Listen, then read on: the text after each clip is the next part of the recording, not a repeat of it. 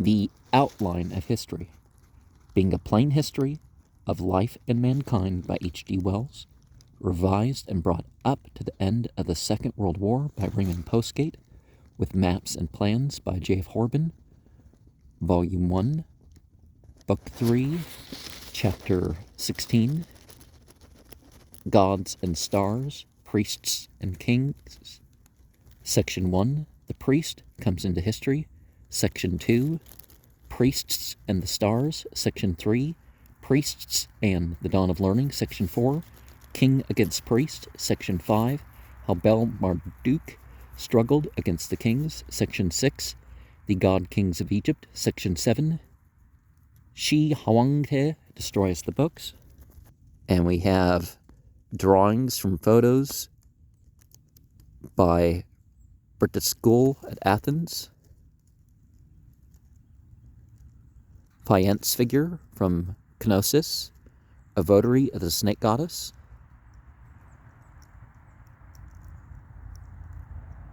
A shamanistic thing going on, I'm sure. Section 1. When we drew our attention to these new accumulations of human beings that were beginning in Egypt and Mesopotamia, we find that one of the most conspicuous objects in all these cities is a temple or a group of temples.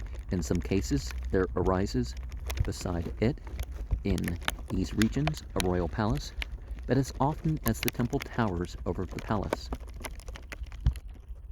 This presence of the temple is equally true of the Phoenician cities and of the Greek and Roman as they arise. The palace of Knossos, with its signs of comfort and pleasure-seeking, and the kindred cities of the Achaean peoples include religious shrines, but in Crete there are also temples standing apart from the palatial city households. All over the ancient civilized world we find them. Wherever primitive civilization set its foot in Africa, Europe, or Western Asia, the temple arose, and where the civilization is most ancient, in Egypt and in Sumer, there the temple is most in evidence. When Hanno reached what he thought was the most westerly point of Africa, he set up a temple to Hercules. The beginnings of civilization and the appearance of temples are simultaneous in history. The two things belong together. The beginning of cities is the temple stage of history. The city community arose around the altar of the seed time blood sacrifice. In all these temples there was a shrine. Dominating the shrine there was commonly a great figure, usually of some monstrous half-animal form, before which stood an altar for sacrifices. In the Greek and Roman temples of a latter stage, however, the image was generally that of a divinity in human form. This figure was either regarded as the god or as the image or symbol of the god for whose worship the temple existed. And connected with the temple, there were a number, and often a considerable number, of priests or priestesses and temple servants, and generally wearing a distinctive costume and forming an important part of the city population. They belonged to no household. They made up a new kind of household of their own. They were a caste and a class apart, attracting intelligent recruits from the general population. The primary duty of this priesthood was concerned with the worship of and the sacrifices to the god of the temple. And these things were done not at any time, but at particular times and seasons. The seed time sacrifice was first and foremost of these. There had come into the life of man, with his herding and agriculture, a sense of a difference between the parts of the year, and of a difference between day and day. Well, the other animals notice differences between that stuff too.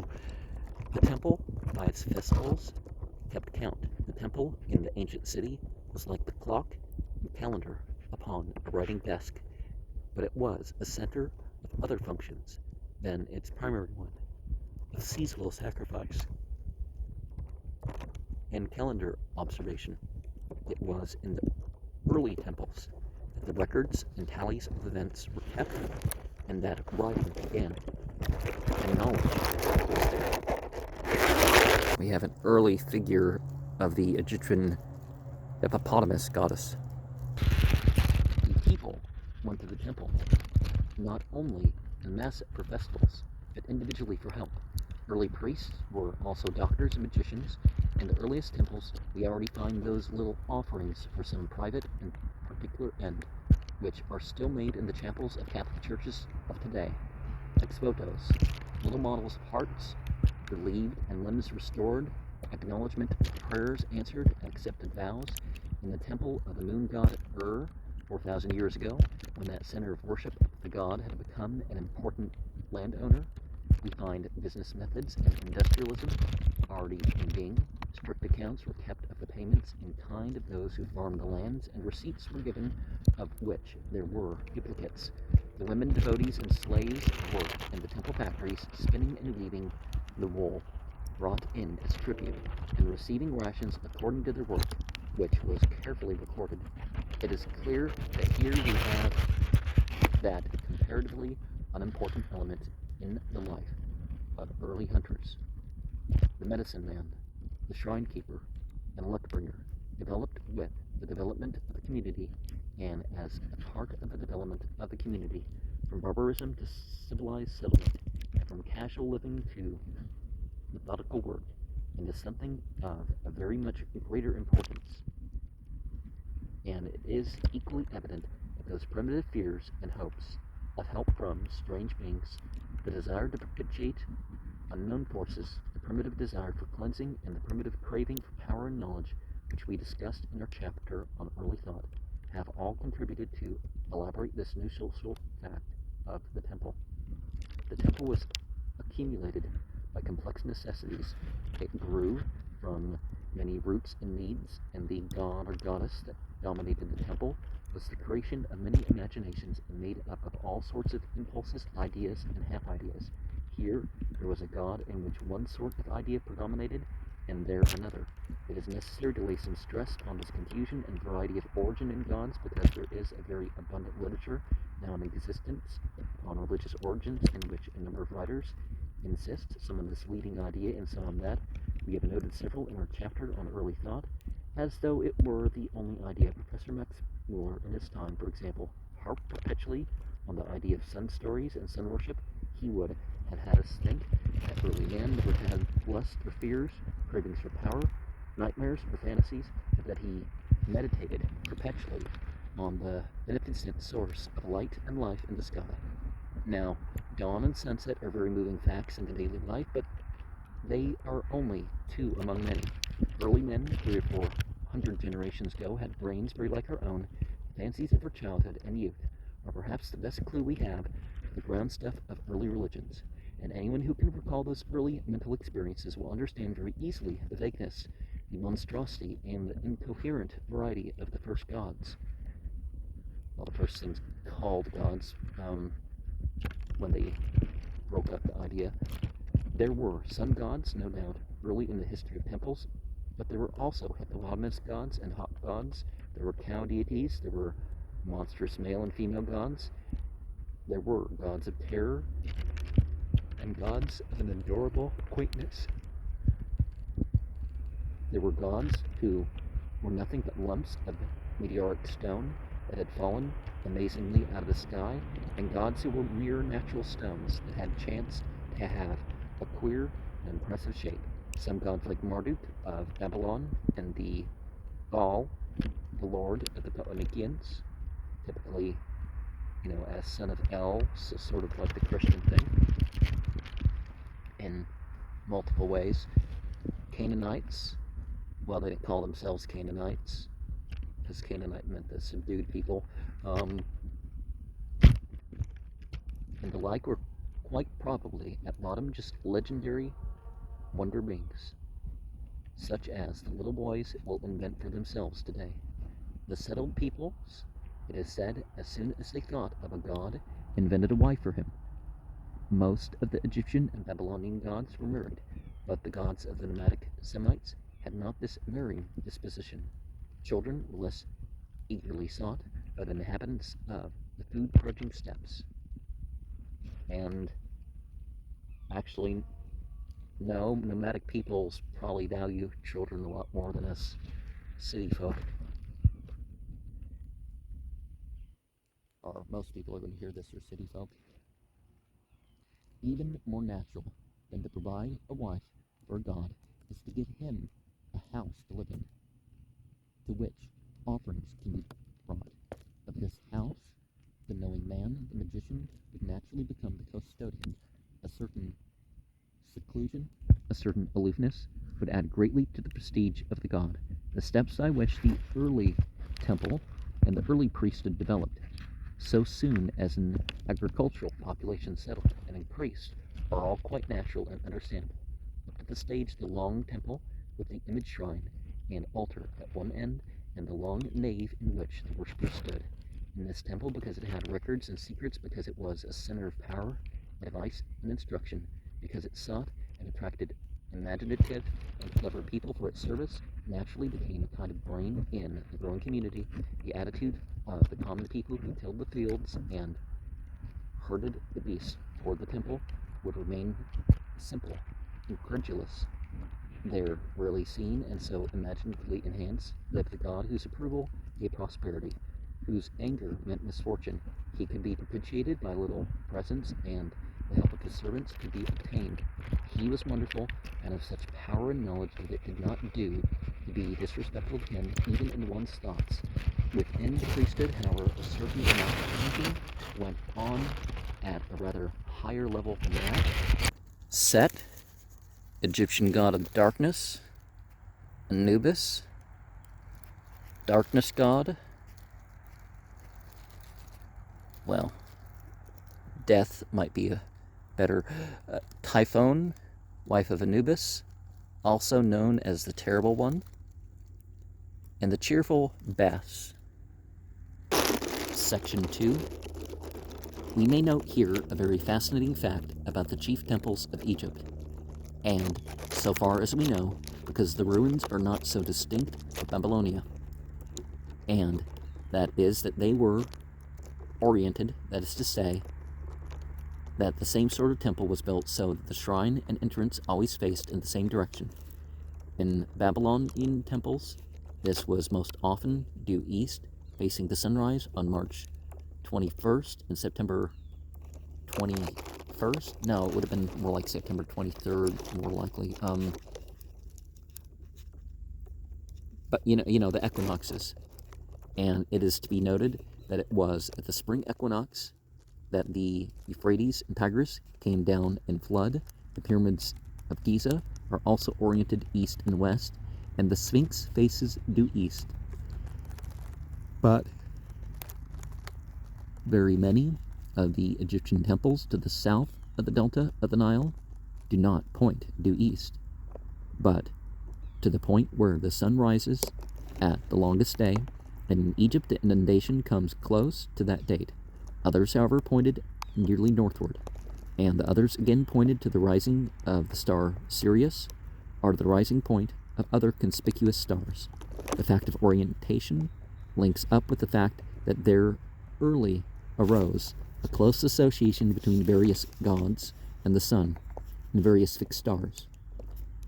Whatever the mass of people outside were thinking, the priests of the temples were beginning to link the movements of those heavenly bodies with the power of the shrine. They were thinking about the gods they served and thinking new meanings into them. They were brooding upon the mystery of the stars. It was very natural for them to suppose that those shining bodies, so irregularly distributed and circling so solemnly and silently, must be charged with portents to mankind. Among other things, this orientation of the temples served to fix and help the great annual festival of the New Year on one morning in the year, and one morning alone in a temple oriented to the rising place of the sun at Midsummer Day. Now, that used to be considered the solstice. Nowadays, we have summer to the point where Midsummer Day would actually be about a week in August instead of around the 21st of June. The sun's first rays would smite down through the gloom of the temple and the long alley of the temple pillars and light up the god above the altar and irradiate him with glory. The narrow, darkened structure of the ancient temples seems to be deliberately planned for such an effect. No doubt the people were gathered in the darkness before the dawn. In the darkness there was chanting and perhaps an offering of sacrifices. The god alone stood mute and invisible. Prayers and invocations would be made. Then, upon the eyes of the worshippers, sensitized by the darkness, as the sun rose behind them, the god would suddenly shine. So, at least, one explanation of orientation was found by such a student of orientation as Sir Norman Lockyer. Not only is orientation apparent in most of the temples of Egypt, Assyria, Babylonia, and the East, it is found in the Greek temples. Stonehenge is oriented to the midsummer sunrise, and so are most of the megalithic circles of Europe. The altar of heaven in Peking is oriented to midwinter. In the days of the Chinese Empire, up to the few years ago, one of the most important of all duties of the Emperor of China was to sacrifice and pray in this temple upon midwinter's day for a propitious year. This section on the orientation of temples should be marked with a note of interrogation. Sir Norman Lockyer, it seems, was too eager to find temples oriented, and recent work has done much to undermine his general statements. The pyramids are certainly oriented, but it is very doubtful if many Egyptian temples have any deliberate orientation at all. The Egyptian priests had mapped out the stars into the constellations and divided up the zodiac into 12 signs by 3000 BCE. Thoth Lunas, god of letters and all learning. Jahoti, Hathor, Isis, well, usually considered to be different, but the Egyptian cow goddess. And we have Khemnu, crater god, married to Hekt, a frog goddess.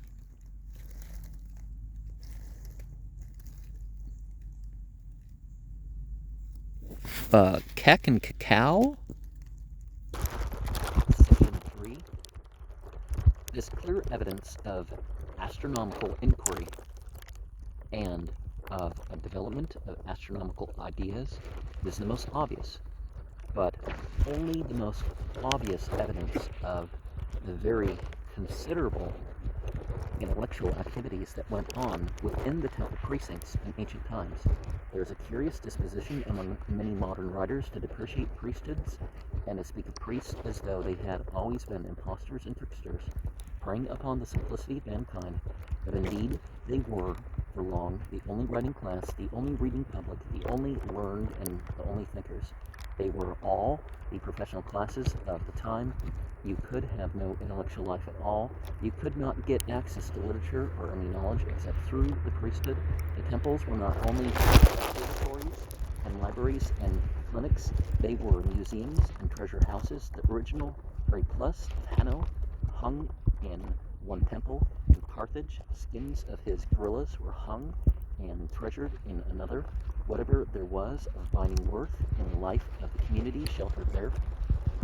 Herodotus, the early Greek historian, 485 to 425 BCE, collected most of his material from the priests of the countries in which he traveled, and it is evident that they met him generously and put their very considerable resources completely at his disposal.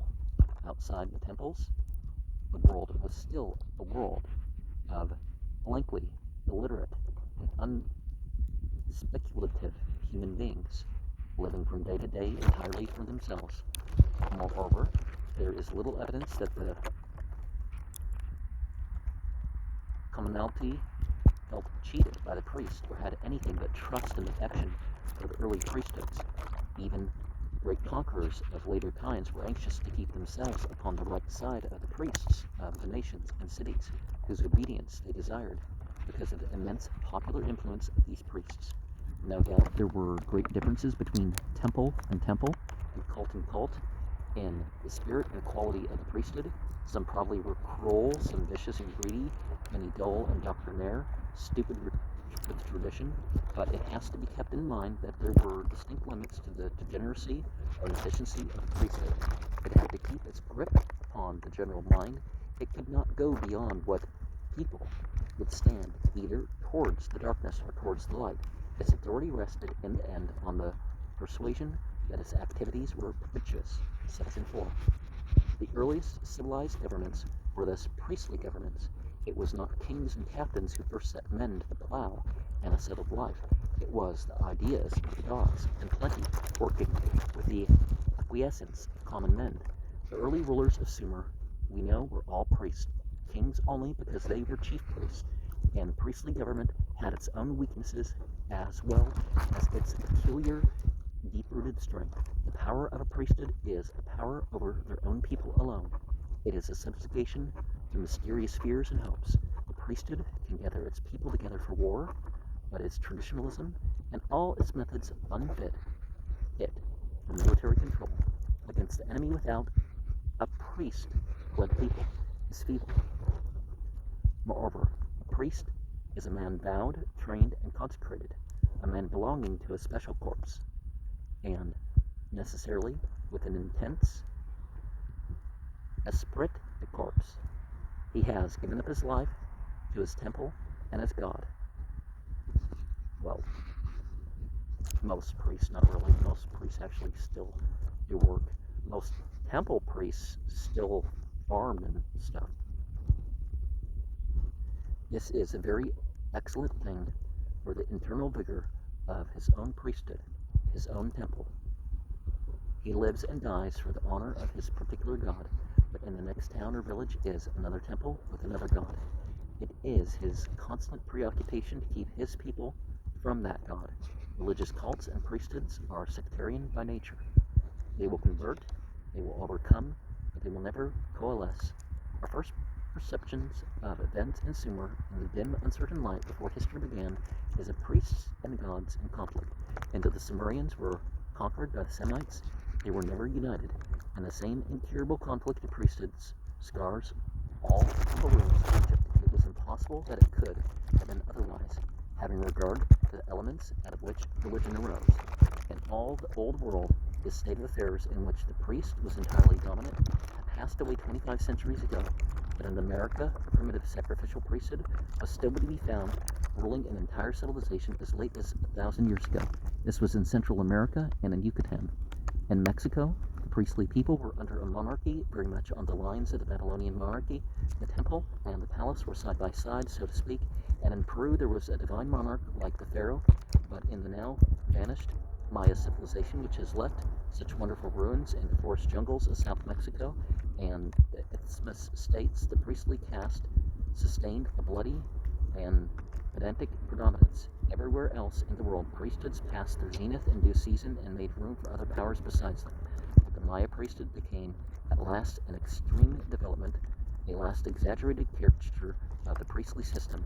They elaborated and complicated their calendar until it became a maze of concealed observations, and they carried the ritual of sacrifice to the very highest degree of sensuous excitement.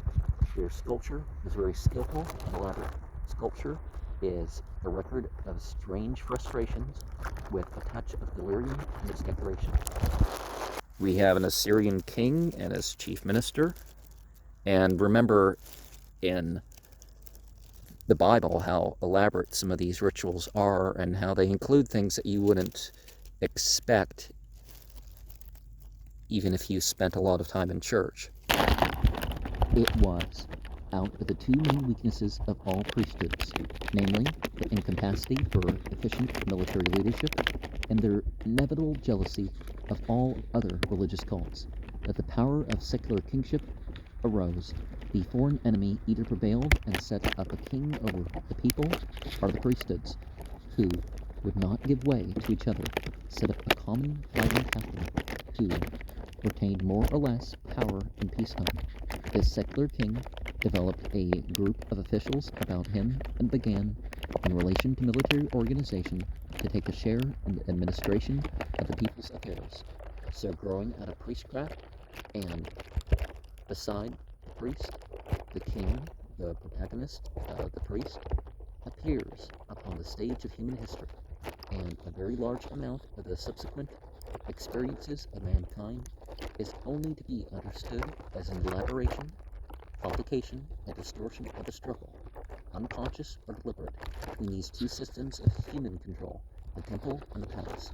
It was in the original centers of civilization this antagonism was most completely developed.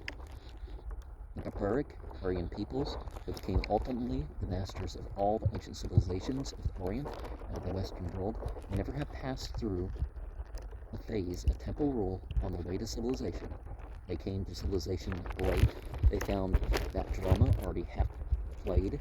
They took over the ideas of both temple and kingship, and those ideas were already elaborately developed from the more civilized Hamitic or Semitic peoples they conquered. The greater importance of the gods and the priests in earlier history of the Mesopotamian civilization is very apparent, but gradually the palace won its way until it was at last in the position to struggle definitely for the supreme power. At first in the story, the palace is ignorant and friendless in the face of the temple. The priests alone read, the priests alone know, the people are afraid of them, but in the dissensions of the various cults comes the opportunity of the palace.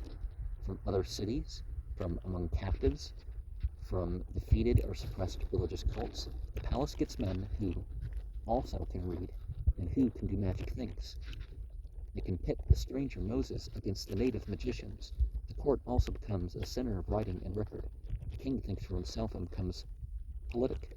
Traders and foreigners drift to the court, and if the king has not the full records and the finished scholarship of the priests, he has a wider and fresher first-hand knowledge of many things.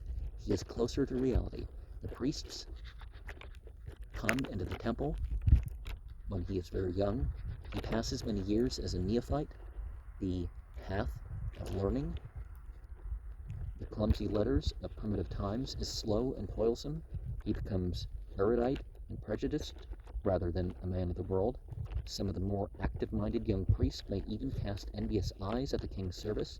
There are many complications and variations in this ages-long drama, with the struggle going on between the outward conflicts of priest and king, between the made man and the born man, between learning and originality, between established knowledge and settled usage on the one hand and creative will and imagination on the other. It's not always, as we shall find later, the priest who is the conservative and unimaginative antagonist. Sometimes the king struggles against narrow and obstructive priesthoods. Sometimes priesthoods uphold standards of civilization against savage, egotistical, or reactionary kings. One or two outstanding facts and incidents of the early stages of this fundamental struggle in political affairs are all that we can note here between 4000 BCE and the days of Alexander. Section 5. In the early days of Sumer and Akkadian, the city kings were priests and medicine men rather than kings, and it was only when foreign conquerors sought to establish their hold in relation to existing institutions that the distinction of priest and king became definite. The god of the priest remained as the real overlord of the land, and of the priest and king alike, he was the universal landlord. The wealth and authority of his temples and establishments outshone those of the king. Especially was this the case within the city walls. Hammurabi, pronounced Hammurabi, the founder of the first Babylonian Empire, is one of the earlier monarchs, and we find taking a firm grip upon the affairs of the community. He does it with the utmost politeness to the gods. In an inscription recording his irrigation work in Sumer and Akkad, he begins, "When Anu and Bel entrusted me with the rule of Sumer and Akkad, we possess a code of laws made by the same Hammurabi. It is the earliest known code of law, and at the head of this code we see the figure of Hammurabi receiving the law from its nominal promulgator, the god Shamash. Of an earlier date than this figure of Hammurabi is the recent excavated stela from Ur, which shows the moon god directing King Ur-Enlil to build him a temple and assisting him in the operations. This king is the servant. An act of great political importance in the conquest of any city was the carrying off of its god to become subordinate in the temple of its conqueror. This was far more important than the subjugation of a king by king. Merodach, the Babylonian Jupiter, was carried off by the Elamites Babylon did not feel independent until its return. We see similar talk with the Ark of the Covenant in the Bible, don't we? But sometimes a conqueror was afraid of the god he had conquered, and the connection of letters addressed to Menestheus III and IV at Tel El Amarna in Egypt, to which allusion has already been made. It is one from a certain king, Tushratta, king of Mitanni, who has conquered Assyria and taken the statue of the goddess Ishtar. Apparently he has sent this statue into Egypt, partly to acknowledge the overlordship of Amenephis, but partly because he fears her anger. Winkler in the Bible is related to 1 Samuel 5:1. The Ark of the Covenant of God of the Hebrews was carried off by the Philistines, which historically were not called that, wallowers of the Sheesh Satan, as a token of conquest into the temple of the fish god Dagon at Ashdod, and how Dagon fell down and was broken, and how the people of Ashdod were smitten with disease. In the latter story, particularly, the gods and priests fill the scene. There is no king in evidence at all. Right through the history of the Babylonian and Assyrian empires, no monarch seems to have felt his tenure of power secure in Babylon until he had taken the hand of Bel, that is to say, that he had been adopted by the priesthood of Bel as the god's son and representative. As our knowledge of Assyrian and Babylonian history grows clearer, it becomes plainer that the politics of that world, revolutions, usurpations, changes of dynasty, intrigues with foreign powers, turn largely upon issues between the great, wealthy priesthoods and the growing but still inadequate power of the monarchy. The king relied on his army, and this was usually a mercenary army of foreigners, speedily mutinous if there was no pay or plunder, and easily bribed. We have already noted the name of Sennacherib, the son of Sargon II, among the monarchs of the Syrian Empire. Sennacherib was involved in a violent quarrel with the priest of Babylon. He never took the hand of Bel, and finally struck at that power by destroying altogether the holy part of the city of Babylon, 691 BCE, and removing the statue of Bel Marduk to Assyria. He was assassinated by one of his sons, and his successor, Esarhaddon, his son, but not the son who was his assassin, found it expedient to restore Bel Marduk and rebuild his temple and make his peace with the god. Ashurbanipal, the Greek Sardanapalus, the son of this Esarhaddon, is a particularly interesting figure from this point of view of the relationship of priesthood and king. His father's reconciliation with the priests of Bel Marduk went so far that Sardanapalus was given a Babylonian instead of a military Assyrian education. He became a great collector of clay documents of the past, and his library, which has been unearthed, is now the most precious source of historical material in the world. But for all his learning, he kept his grip on the Assyrian army. He made a temporary conquest of Egypt, suppressed a rebellion in Babylon, and carried out a number of successful expeditions. He was almost the last of the Syrian monarchs, the Aryan tribes who knew more of war than of priestcraft, and particularly the Scythians. The Medes and Persians had long been pressing upon Assyria from the north and northeast. The Medes and the Persians formed an alliance with the Semitic Chaldeans to the south for the joint undoing of Assyria. Nineveh, the Assyrian capital, fell to these Aryans in 606 BCE. 67 years after the taking of Nineveh by the Aryans, which left Babylonia to the Semitic Chaldeans. Chaldean is also not really a term, but it kind of indicates that they were people who performed 5 times a day, were facing a particular ritual with knots. Nowadays we just call them Zoroastrians. The last monarch of the Chaldean Empire, the Second Babylonian Empire, Nabonidus, the father of Belshazzar, was overthrown by Cyrus, the Persian, Koresh, who was called Messiah in the Bible. This Nabonidus, again, was a highly educated monarch. who brought far too much intelligence and imagination and not enough of the short-range wisdom of this world into affairs of state. He conducted antiquarian researches, and to his researches it is that we owe the date of 3750 BCE assigned to Sargon I, and still accepted by many authorities. He was proud of this determination and left inscriptions to record it. It is clear he was a religious innovator. He built and rearranged temples and attempted to centralize religion in Babylon by bringing a number of local gods to the temple of Bel-Marduk. No doubt, he realized the weakness and disunion of his empire due to these conflicting cults and had some conception of unification in his mind. There were changing beliefs regarding Marduk in the mythology, so it changed to some sort of usurper deity. Events were marching too rapidly for any such development. His innovation manifestly raised the suspicion and hostility of the priesthood of Bel. They sided with the Persians. The soldiers of Cyrus entered Babylon without fighting.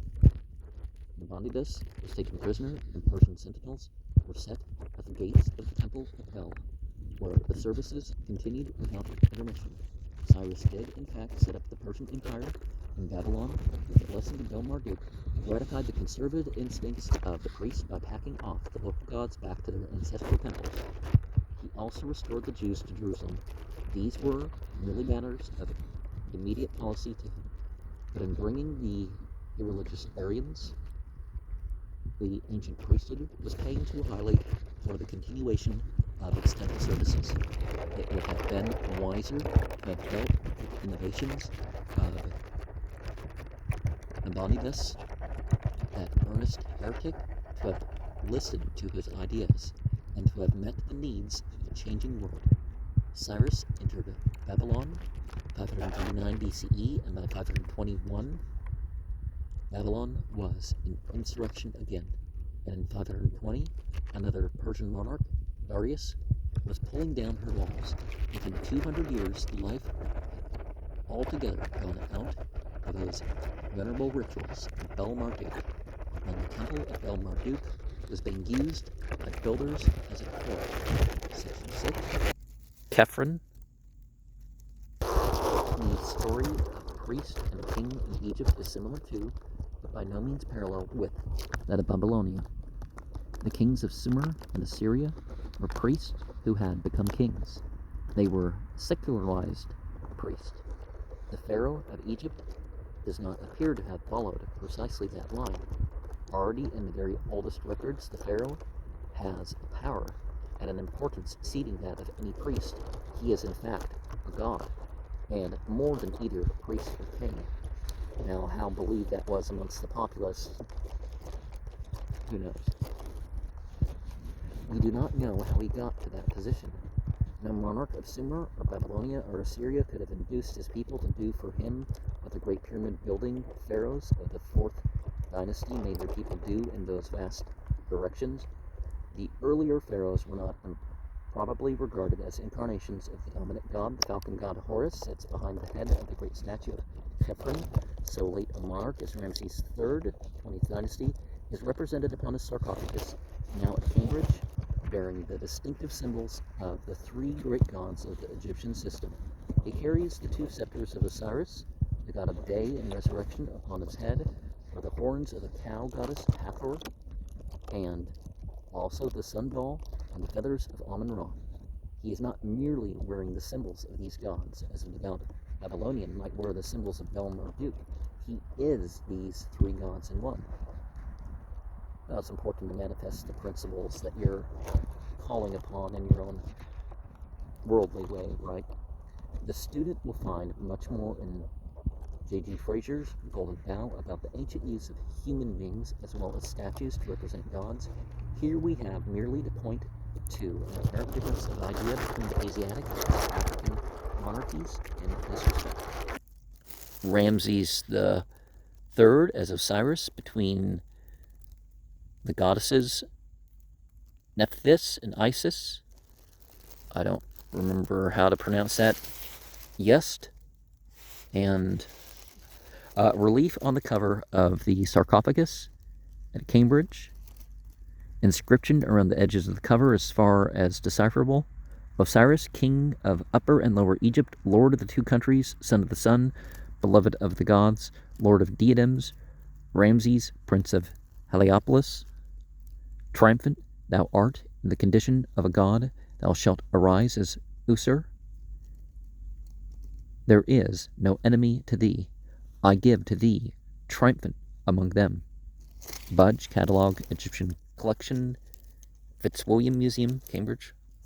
We find also a number of sculptures and paintings to enforce the idea that the pharaohs were the actual sons of gods.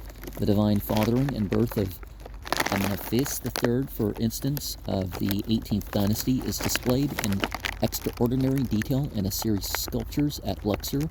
Moreover, it was held that the pharaohs, being of so divine a strain, could not marry common clay, and consequently they were accustomed to marry blood relations within the degrees of consanguinity now prohibited, even marrying their sisters, and some of them developed quite the deformities.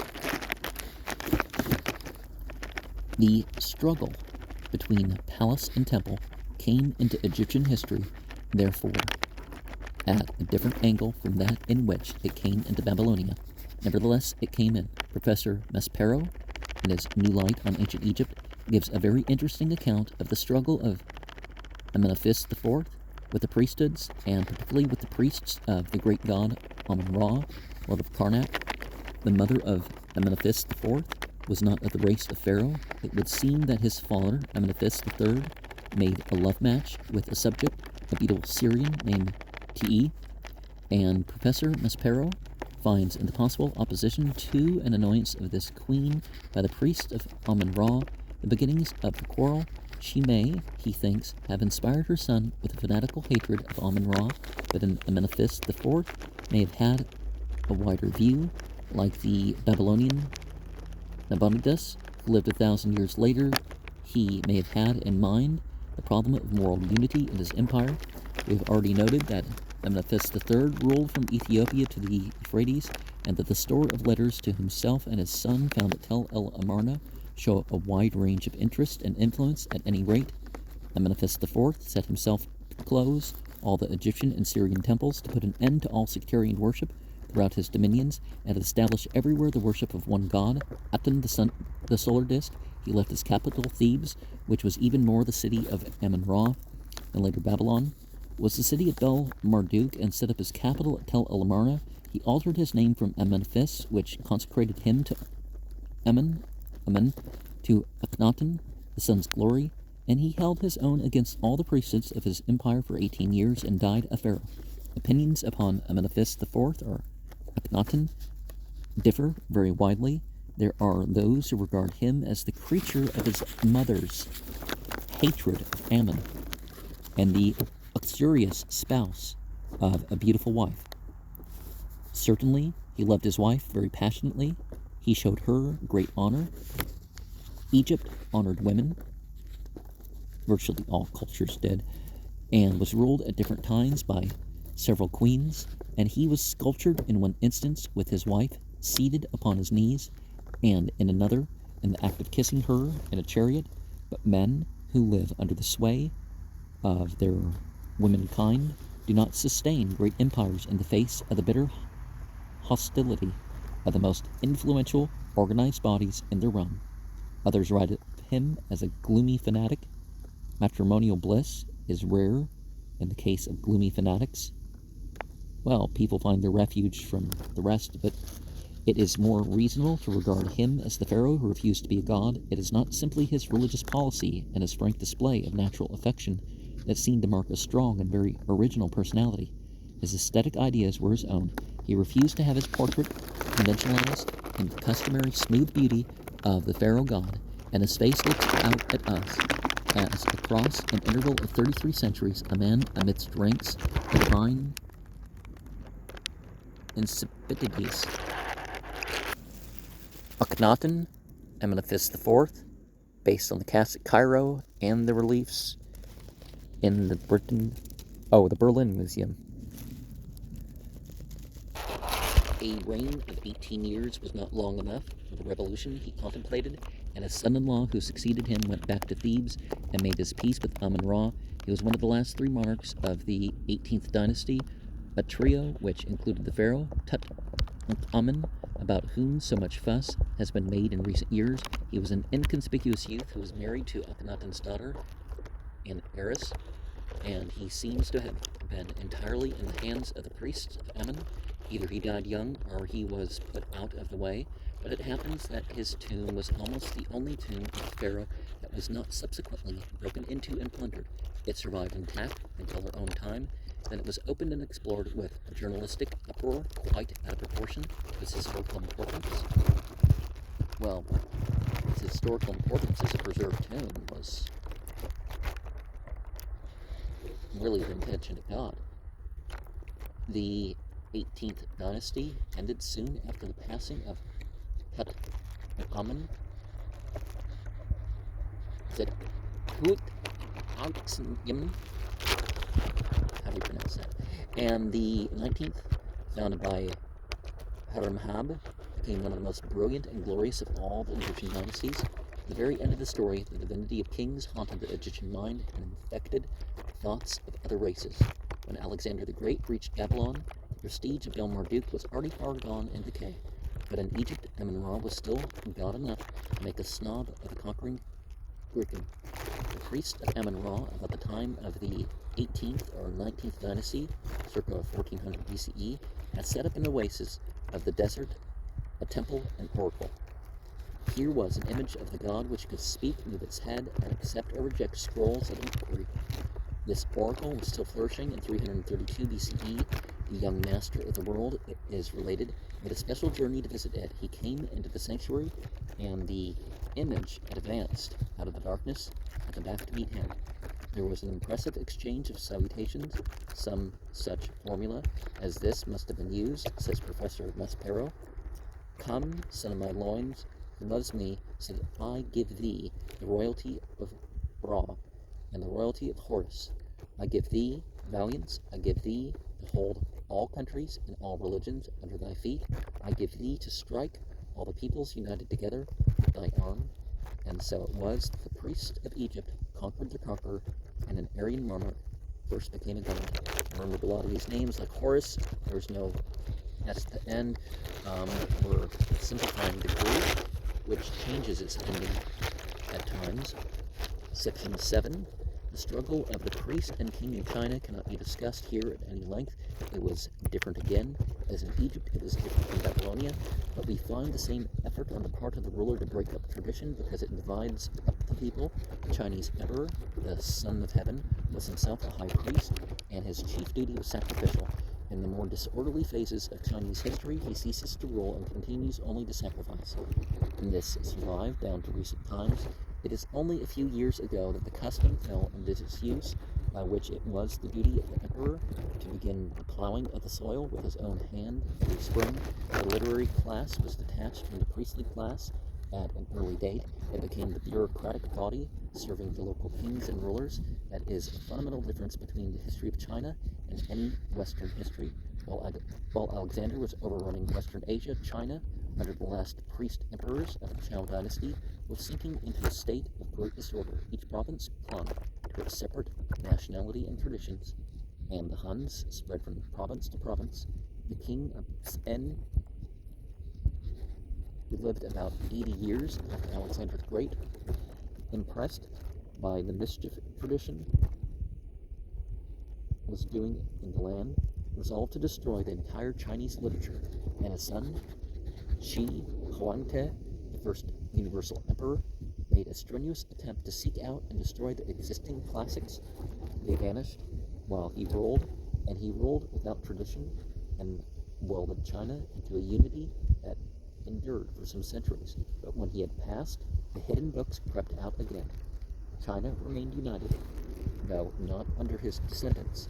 After a civil war, a fresh dynasty, the Han Dynasty, 206 BCE, came into power. The first Han monarch did not sustain the campaign of Shi Huangte against the literati, and his successor made his peace with them and restored the text of the Texas.